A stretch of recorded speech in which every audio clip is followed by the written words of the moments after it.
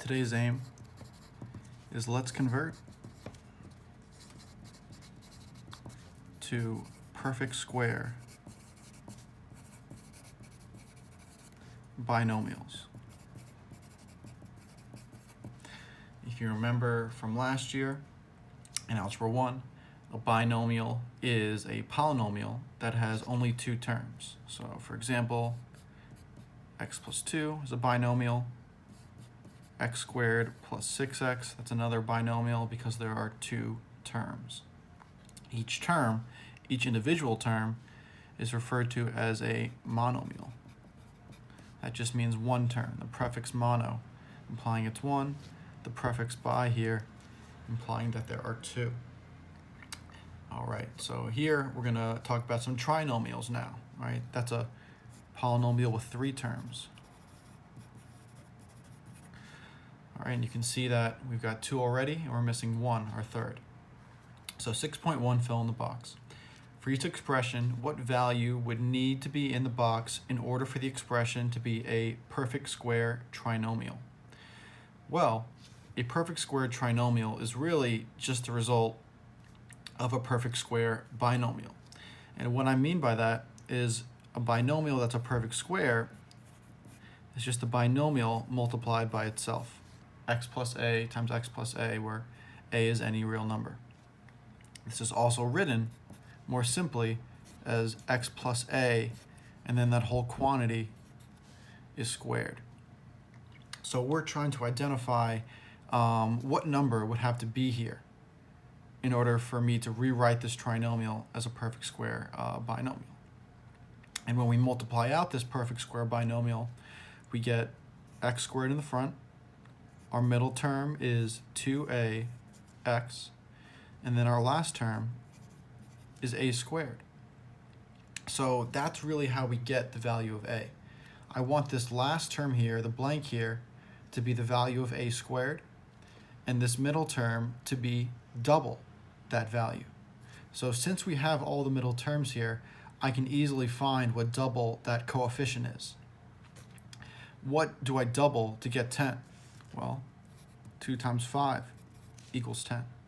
So that's my value for a, right? So that means my binomial here is going to be x plus 5 squared.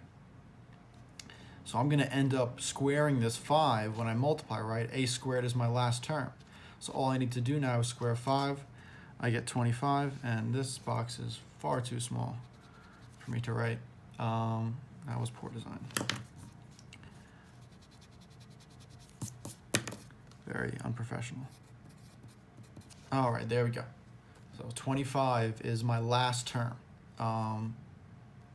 also known as a C term, right? This is a trinomial. That's also known as standard form. If you remember standard form from last year, that takes the form ax squared plus bx plus c. That's a quadratic function, a parabola.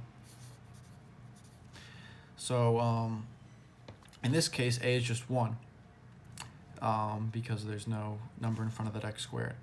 But really what we're doing here is we're trying to convert from standard form to perfect square binomial, which is this method of completing the square from last year.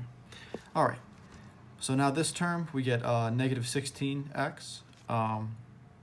So instead of writing it like that, I can think of what do I double to get negative 16? So 2 times negative 8. All right, so then I'm going to square that negative 8 now to get this term, and negative 8 squared is 64. All right, and I can also write it as a perfect square binomial, 8x minus 8 squared. All right, they're not asking for this, but I also like to think of it in this term. Now we got 40, so that's the same as 2 times 20. Now I'm going to square that 20. 20 times 20 is 400. And I can also write this as a perfect square binomial, x plus 20 squared. All right, lastly, we got 5. So what do I double to get 5? Well, I double 2.5. What's another way for me to get to that 2.5? You can divide 5 by 2 if this number does not come right away. All right, all of these a values, I'm just doubling them to get the number in the middle. So you divide the number in the middle by 2 as well, and that will get you your a term. All right, so now I'm also going to square that 2.5, and that's equal to 6.25. So I can also write this as x plus 2.5 quantity squared. All right, that's all for 6.1.